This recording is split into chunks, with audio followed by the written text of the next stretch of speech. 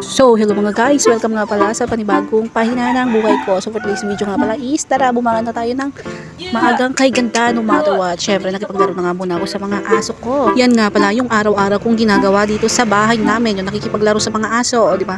Ang cute nila. So, tara na nga, magkape na tayo guys. Syempre, kasama ko si Pudra at si Mudra, charot. So, ayan, may nagbenta pala dito ng sopa. So, ayan, kain na nga muna tayo guys for breakfast. O, di ba? Ayan na naman yung pusa ko, talagang palagi humihingi yan kapag kumakain kami. So ngayong araw nga pala is Miyerkules, syempre walang pasok si Mudra. Kaya mga taong bahay kami. So tara guys, samahan niyo ako sa maghapon na aking gagawin. At syempre kung hindi ka naman interested sa buhay-buhay ko, syempre libre ang mag-skip. Syempre hindi naman ako si Marian Rivera or si Alex Gonzaga or si Ivana Alawi na sikat. At dahil nga sa hindi ko alam kung ano ang may niche, may toes, may shoulder, may head ko. So ayan, video ko na muna yung self ko sa araw-araw na ginagawa ko. So ayan na nga, kumulo na nga ang aming takore. So ayan, nilagay ko na nga siya sa thermos. O diba, puno na siya guys. And then, itong palang aso namin is nakakain siya ng sili. Nagulat kami dahil bumubula-bula ang kanyang bunganga. Tapos yan, nakakalasing ba ang sili guys? At syempre, si Puti din daw, hinahabol niya yung isang kamay ko. Kaya nga nilipat ko sa isa yung camera, Hindi pa talaga nakontento, hinabol pa talaga yung camera, Tingnan nyo nga naman, yung isang kamay ko na nga yung pinanglalaro ko sa kanya. Hinabol pa yung isang kamay ko talaga na may hawak na camera. Talaga tong aso na to, Gusto mo talagang paglaro ng bonggesyo. At nako naman, sa aking pag-voice over, itong manok na talaga, ang galing tumiming, talagang kakutaok, wagas. At syempre, as usual, the same, katatapos natin nagkape, tsaka nagsopa. Syempre, magluto na tayo ng hindi kanin guys bigas. Diba narinig nyo ba guys yung manok? Naku, wala akong ulam ngayon, baka makakatinola ko ngayon ng manok. At yan syempre, tapos ko na nga nalinisan yung bigas na arasaw, ganon, sa Ilocano. Syempre, tagyan na natin siya ng tubig para maisa lang na nga natin. Yan diba, mayaman kasi kami guys, kaya ganyan ang lutuan namin. Diba, mayaman kami sa kahoy. At mahirap nga siya kumukoy, kaya ito yung medyo maliliit yung kinuha ko ng kahoy. At so ayan, tingnan nyo nga mabuti guys. Umaga pa yan, siguro mga 7. Nakikita nyo ba yung nakikita ko guys? Parang nandito na ata ako sa ulap. Diba? Napansin nyo rin ba?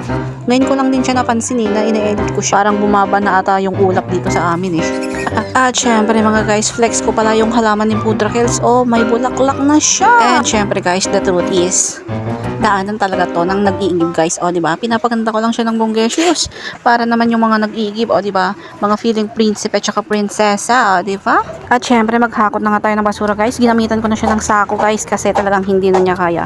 Ang crates, sako na talaga kasi sobrang dami ng dahon. Dito pa lang sa may hagdan yan guys. Hindi pa ako nakarating yan sa taas, tsaka sa side, tsaka sa side by side. Ganun. Iniisip ko pa lang, hindi ko alam kung anong oras na naman ako nito matatapos. Naghihintay na naman ang aking labahin. Mag-isang linggo nga na naman na hindi ako naglabas. So, naipunan na naman ako ng labahin. At syempre, natapos ko na nga sa may hagdan. So, andito na nga ako sa taas ng aming balloon. So, ayan, ihuhulog ko yung mga ibang dahon sa balloon.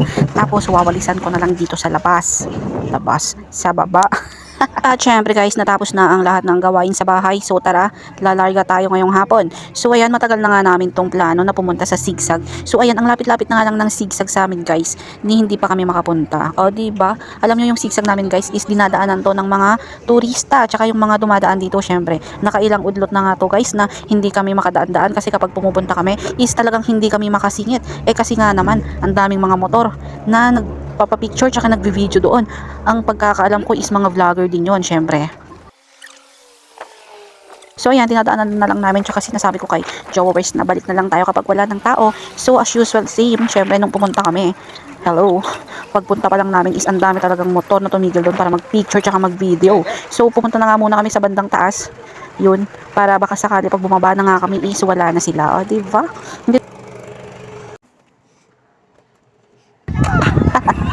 So ayun na nga, pagbalik na nga namin is ayun, may mga tumigil din pero mga iilan lang sila kaya tumigil na rin kami pero medyo malayo sa kanila. Syempre nagbukod kami para naman makapag-video kami ng maayos. At napansin nyo ba yung mga maladar na naming mga posing guys? So ayun, may ibig sabihin yun. Kaso lang di talaga ako marunong mag-edit kasi kailangan ko muna siyang pag-aralan. Kaya so ayun, naging bagsak ko is voice over na lang kasi dito ako mas kampante. So ayun na nga muna guys for today's video.